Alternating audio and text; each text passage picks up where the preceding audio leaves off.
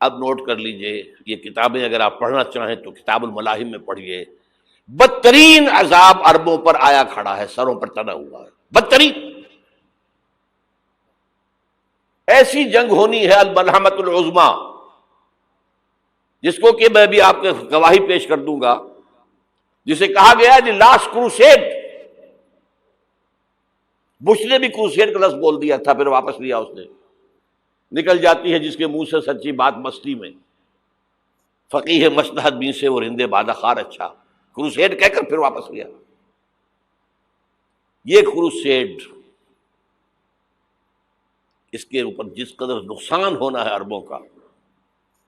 Greater اسرائیل بنے گا، یہ عراق، شام، اردن، سعودی عرب کا کچھ شمالی علاقہ، ترکی کا جنوبی علاقہ، مصر کا صحرائے سینا، اور اس کے ساتھ ہی جو بہترین اس کا زرخیز ترین علاقہ ڈیلٹا آف نائل، یہ سب یہودیوں کے قبضے میں جائیں گے. اس کو حدیث میں کہا گیا الملحمۃ العظمی. عیسائی 80 علم لے کر مسلمانوں تم پر حملہ آور ہوں گے، اور ہر علم کے نیچے 12,000 فوج ہوگی، 9.5 لاکھ فوج. یہ نیٹو کی تیاری کس کے لیے ہو رہی ہے؟ جب یو ایس ایس آر کا خاتمہ ہوا تو پوچھا گیا تھا نیٹو چیف سے، اب کس لیے؟ تمہارا وہ دشمن تو ختم ہو گیا، اب ہمیں اسلامک فنڈامنٹلزم سے نمٹنا ہے. وہ جانتے ہیں خطرہ یہی ہے. اب اسلام ابھر سکتا ہے، مسلمانوں کے سینوں کے اندر وہ آگ ہے، اوپر خاک اس طرح آ گیا ہے تم کہیں اٹھانا بیٹھنا، یہ اندر تو انگارہ ہے، اوپر سے راکھ ہے، اس سے دھوکہ نہ کھا جانا ان کے دلوں کے اندر. اور بش نے کہا تھا مسلمان چاہتے ہیں کہ ہسپانیہ سے لے کر انڈونیشیا تک نظام خلافت قائم کریں. اور میں حیران ہوا تھا کہ اس کمبخت کو ہسپانیہ کا خیال کیسے آ گیا. ہمیں تو کبھی آتا ہی نہیں، اب ہم تو بھول گئے. وہ تو 500 برس پرانی بات ہے جبکہ وہاں سے ہمیں نکال دیا گیا تھا. اگرچہ اقبال نے کہا تھا ہے ارض فلسطین پہ یہودی کا اگر حق، ہسپانیہ پر حق نہیں کیوں اہل عرب کا. ہسپانیہ میں تو 800 سال حکومت کی مسلمانوں نے، اور ابھی 500 برس ہی گزرے ہیں نا. یہودی تو ارض مقدس سے 2000 سال نکالے گئے. انہیں نہ کیا بات کیا گیا، عربوں کے سینے میں خنجر بھونک دیا گیا. وہ چھوٹا سا ملک جو چاہتا کرتا، کوئی پوچھنے والا نہیں. امریکہ جیسے اپنے بیٹے کی حفاظت کرے ویسے کرتا اس کی. اور حضور نے فرمایا ہے وہ جنگ جب ہوگی تو ایک باپ کے اگر 100 بیٹے ہوں گے تو 99 ختم ہو جائیں گے، ایک بچے گا. یہ حدیث ہے، حدیث ہے صحیح. اور آپ نے فرمایا ویل للعرب من شر قد اقترب، عربوں کے لیے ہلاکت ہے، عربوں کے لیے بربادی ہے اس شر سے جو قریب آ چکی ہے. اور آج جس طرح انہوں نے ان کی تہذیب کو اختیار کر لیا ہے، دبئی جا کر دیکھیے، بدترین مغربی معاشرہ جو ہے وہ دبئی کے اندر ہم نے قائم کر کے دکھا دیا. اب سعودی عرب اس راستے پر بڑھ رہا ہے. اور اس کے بعد نمبر 2 پر جو ہے ہم پاکستانی ہیں. لیکن میں اس کے وہ پہلی بات جو کہہ رہا ہوں وہ تو یقینی ہے، اس میں تو احادیث صحیحہ موجود ہے. اگرچہ اس کے بعد پانسا پلٹے گا، پھر حضرت مہدی کا ظہور ہوگا، حضرت عیسیٰ کا نزول ہوگا، اور وہ گریٹر اسرائیل گریٹر گریو یارڈ بنے گا یہودیوں کا. ایک ایک یہودی قتل ہوگا اور دفن ہوگا. یہ بات میں ہونا ہے، میں پہلی بات بچ کر رہا ہوں. وہ پانسا پلٹے گا جب پلٹے گا. ابھی جو سامنے ہے وہ کیا ہے؟ جس ملحمۃ العظمی کہا حضور نے، جسے آرمگیڈون کہتے ہیں عیسائی. آرمگیڈون کی اگر کہیں جا کر آپ دیکھیں گے، آپ ڈکشنری میں مانی تو کیا لکھا ہے؟ A very big war which will be fought between the forces of evil and good before the end of this world. اس دنیا کے خاتمے سے پہلے خیر اور شر کی قوتوں کے درمیان بہت بڑی جنگ ہوگی. ارمجدون اسے کہتے ہیں عربی میں، اور آرمگیڈون اسے کہتے ہیں انگریزی کے اندر. اور یہ بائبل کی آخری کتاب کے اندر ہے، جو اس میں کہ مکاشفات یوحنا، ریویلیشنز آف سینٹ جان.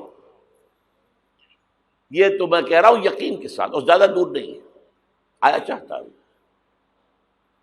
اس لیے کہ یہودیوں کا اور عیسائی جو کنزرویٹوز ہیں، نیو کنزرویٹوز، ان کا 5 نکاتی ایجنڈا ہے متفق علیہ، جس کے تحت کہ یہ جنگ صلیبی شروع کی گئی ہے.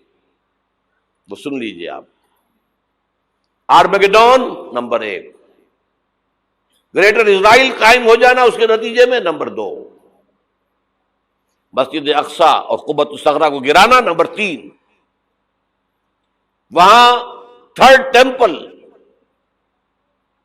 وہ مسجد جو حضرت سلیمان نے بنائی تھی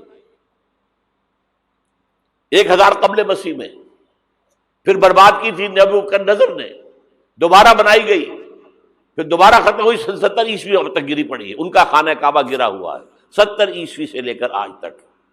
ایک دیوار ہے ویلنگ وال، جہاں جاتے ہیں، روتے ہیں، پیٹتے ہیں، ماتم کرتے ہیں، وہاں وہ بنے گا تھرڈ ٹیمپل. اور نمبر 4، اس میں لا کر رکھا جائے گا تخت حضرت داؤد کا. یہ تخت کہاں ہے اس وقت؟ یہ لندن شریف کے اندر، جو ان کی پارلیمنٹ کا جو چرچ ہے، ویسٹ منسٹر ایبے، اس میں رکھا ہوا ہے. ایک پتھر تھا جس پر بٹھا کر حضرت داؤد کی تاج پوشی ہوئی، پھر حضرت سلیمان کی ہوئی، پھر وہ پتھر رکھ دیا گیا جب حضرت سلیمان نے بنایا ہیکل مسجد اقصی، وہاں رہا وہ. ہر بادشاہ جو تھا یہودی اسی کے اوپر بٹھا کر اس کی تاج پوشی ہوتی تھی. سن 70 میں ٹائٹس نے گرایا اسے، ہیکل کو، وہ پتھر لے گیا، وہاں سے روم گیا، روم سے آئرلینڈ گیا، آئرلینڈ سے اسکاٹ لینڈ آیا، اسکاٹ لینڈ سے انگلینڈ آیا، اور اب وہ رکھا ہوا ہے 14ویں صدی عیسوی سے آج تک. وہ ویسٹ منسٹر ایبے میں رکھا ہوا، ایک کرسی کی سیٹ میں اسے بنا دیا گیا ہے تخت کی شکل میں. اب انگریزوں میں کوئی ملکہ ہو، کوئی بادشاہ ہو جس کی بھی تاج پوشی ہونی اس میں ہوتی. یہ لا کر رکھا جائے گا تھرڈ ٹیمپل میں، اور اس پر یہودیوں کے خیال کے مطابق ان کا مسیحا آئے گا جو مسیح دجال ہوگا. عیسائیوں کے خیال کے مطابق حضرت عیسیٰ آئیں گے، وہ ہمارا بھی خیال ہے حضرت عیسیٰ آئیں گے علیہ السلام. بہرحال یہ تو بات کی باتیں ہیں نا. اس وقت جو میں عرض کر رہا ہوں، عربوں پر بہت بڑا عذاب، اور پاکستان کا معاملہ البتہ یہ ہے، میں یقین سے نہیں کہہ سکتا. ہینگنگ ان دی بیلنس، ہو سکتا ہے اللہ تعالیٰ ہم پر رحم فرمائے، ہو سکتا ہے، اگرچہ اس کی کچھ شرائط ہوں گی. چمن کے مالک اگر بنا لیں موافق اپنا شعار، اب بھی چمن میں آ سکتی ہے پلٹ کر چمن سے روٹھی بہار، اب بھی ہو سکتی ہے. اور یہ بھی ہو سکتا ہے کہ اللہ تعالیٰ نے معجزانہ طور پر ہمیں ملک دیا، ہم نے اللہ سے بدعہدی کی، وعدہ خلافی کی، غداری کی، لہذا سزا دی جائے اور ہم سے یہ ملک چھین لیا جائے. It's just possible. دور نہ سمجھے اسے، انہونی بات نہ سمجھے. جو گھیراؤ ہو رہا ہے آپ کے مغرب میں نیٹو فورسز اور مشرق میں بھارتی فورسز گدھوں کی طرح بیٹھے ہوئے انتظار کر رہے ہیں پاکستان اور ڈسٹیبلائز ہو جائے، یہاں اور بدامنی ہو جائے. اب لاہور میں پھر آج دھماکے ہو گئے ہیں. 2 دن پہلے کا دھماکہ میں سہ کے آیا ہوا ہوں، آپ کے سامنے بیٹھا ہوں. وہ جانیں بچی ہیں، جو ہماری اکیڈمی کا حشر ہوا وہ میں آپ کو نہیں بتا سکتا. یہ سارا کیوں ہو رہا ہے؟ تاکہ یہاں بدامنی ہو جائے اور ہمیں جواز مل جائے. مغرب سے نیٹو فورسز داخل ہو جائیں، مشرق سے بھارتی فورسز آ جائیں، اور ہمارے ایٹمی دانت توڑ کر اور پھر ہمیں بھارت کے سامنے ڈال دیا جائے. نو ڈو ایز یو لائک. یہ ان کا نقشہ ہے. ہوگا کیا وہ اللہ جانتا ہے، ہوگا وہ جو اللہ چاہے. لیکن اللہ کا چاہنا جو ہے وہ کس پر منحصر ہے؟ یہاں انقلاب برپا کرو، یہاں اسلام لاؤ.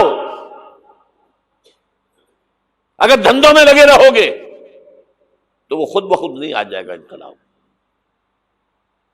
صحابہ نے جانیں دی تھی، کتنی تکلیفیں اٹھائی تھی. 12 برس تک مکی دور کے اندر با نشہ درویشی در ساز و دمادم زن، جو پختہ شبی خدرا بر سلطنت جم زن.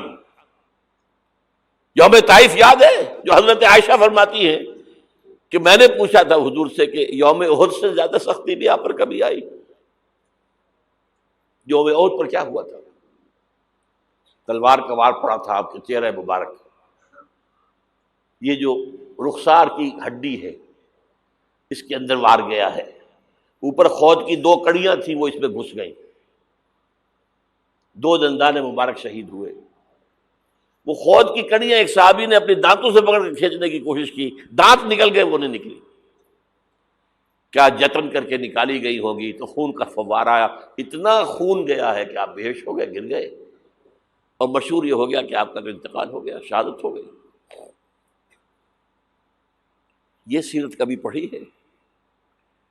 حضرت عائشہ کے ہوش کا تو یہی دور تھا نا، یوم طائف میں تو آپ کی کیا تھی، بچی تھی، انہیں کیا پتا کیا ہو رہا ہے حضور کے ساتھ۔ 3 دن تک حضور مکے کی گلیاں اور وہاں کے اوباش لوگ پتھراؤ کر رہے گئے تھے اس امید میں کہ شاید وہاں کا کوئی سردار ایمان لے آئے، تو یہاں تو ابو طالب بھی فوت ہو گئے، یہی دنیاوی سہارا تھا، خاندانی سہارا تھا ابو طالب کے ذریعے، اور گھر میں ایک دلجوئی کرنے والی رفیقہ حیات تھی، وہ بھی، ان کا بھی انتقال ہو گیا۔ آپ نے کہا یہ عام الحزن ہے، اب تو سب کو طے ہو گیا قریش کو کہ اب جیسے قتل کر دو ان کو، اسی لیے آپ گئے طائف، شاید وہاں کا کوئی بڑا سردار مانے، ایمان لے آئے مجھ پر، تو میں اپنا مرکز ادھر شفٹ کر دوں۔ تینوں سے ملے ہیں، تینوں نے وہ جواب دیے ہیں، نکل جاؤ یہاں سے، میں تمہارے ساتھ بات بھی کرنے کو تیار نہیں۔ اچھا، تمہارے سوا کوئی نہیں ملا تھا اللہ کو نبی بنا کر بھیجنے کے لیے؟ دیکھو جاؤ، میں بات نہیں کرنا چاہتا، ہو سکتا ہے میں بے عزتی کر بیٹھوں، واقعی تم اللہ کے نبی ہو تو میں مارا جاؤں گا، جاؤ جاؤ جاؤ۔ یہ سلوک محبت کے ساتھ ہوا، اور پھر چھوکروں کو، اسٹریٹ ارچنز جنہیں آپ کہتے ہیں، اشارہ کیا تھا، خبر لو ان کی، پتھراؤ ہو رہا ہے، ساتھ کوئی ہے ہی نہیں، ایک آدمی صرف، زید ابن حارثہ۔ اب سامنے سے پتھر آ رہے ہیں تو حضرت زید آگے آ جاتے ہیں، ڈھال بنتے ہیں، مجھے لگے پتھر حضور کو لگے، آپ پیچھے سے آ رہے ہیں، چاروں طرف سے تو ڈھال نہیں بن سکتا ایک شخص، جسم لہو لہان، خون جا کر جوتیوں میں جم گیا ہے، جوتی اتر نہیں۔ پھر وہاں سے واپسی پر جو دعا مانگی ہے، اللہم الیک اشکو ضعف قوتی وقلت حیلتی وہوانی علی الناس، اے اللہ تیری جناب میں فریاد لے کر آیا ہوں اپنی قوت کی کمی کا، اپنے وسائل کی کمی کا، اور جو ذلت و خواری ہو رہی ہے لوگوں کے سامنے، الا ملتقننی، مجھے کس کے حوالے کر دیا ہے، الا بعیدی یتجہمنی، یہ میرے اوپر ہجوم کر کے آ جائے، حملہ کریں، اور عدو من لگتا امرے، یہ دشمن کے حوالے میرا معاملہ کیا، جو چاہے کر دے وہ۔ لیکن پھر عبدیت غالب آتی ہے، ان لم یکن علی غضبک فلا ابالی، اللہ اگر تو ناراض نہیں ہے تو مجھے کوئی پرواہ نہیں، سر تقسیم خم ہے جو مزاج یار میں آئے، مجھے اندیشہ یہ ہے کہ تو ناراض تو نہیں ہوگی۔ یہ تکلیفیں جھیلی ہے، سینکڑوں صحابہ نے جانوں کا نذرانہ پیش کیا ہے، احزاب کی جنگ میں فاقوں پر فاقے ہو رہے تھے، اور ان فاقوں کی حالت میں خندق کھودنے کا حکم ملا ہے، لوگوں کی کمریں دوہری ہو رہی ہیں، پتھر باندھے ہیں اپنے پیٹوں سے، اپنے چادروں کے ساتھ کس کر کمر دوہری نہ ہو جائے، اور جب صحابہ کدالیں چلا رہے ہیں تو کیا کہہ رہے ہیں، نحن الذین بایعوا محمدا علی الجہاد ما بقینا ابدا، اللہم لا عیش الا عیش الاخرہ۔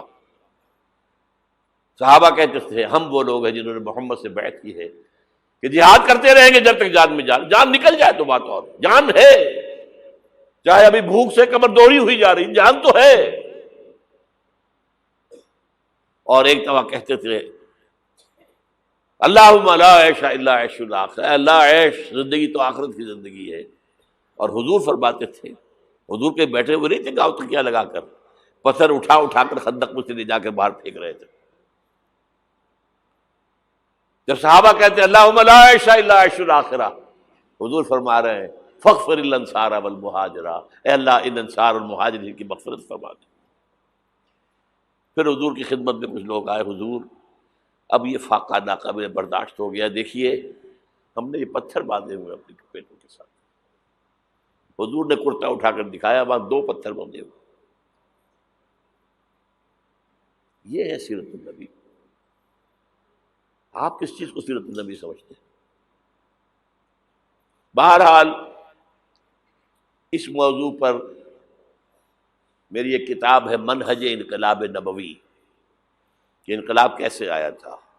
اگر دل میں ذرا بھی آرزو پیدا ہو گئی ہو کہ اللہ قبول کر لے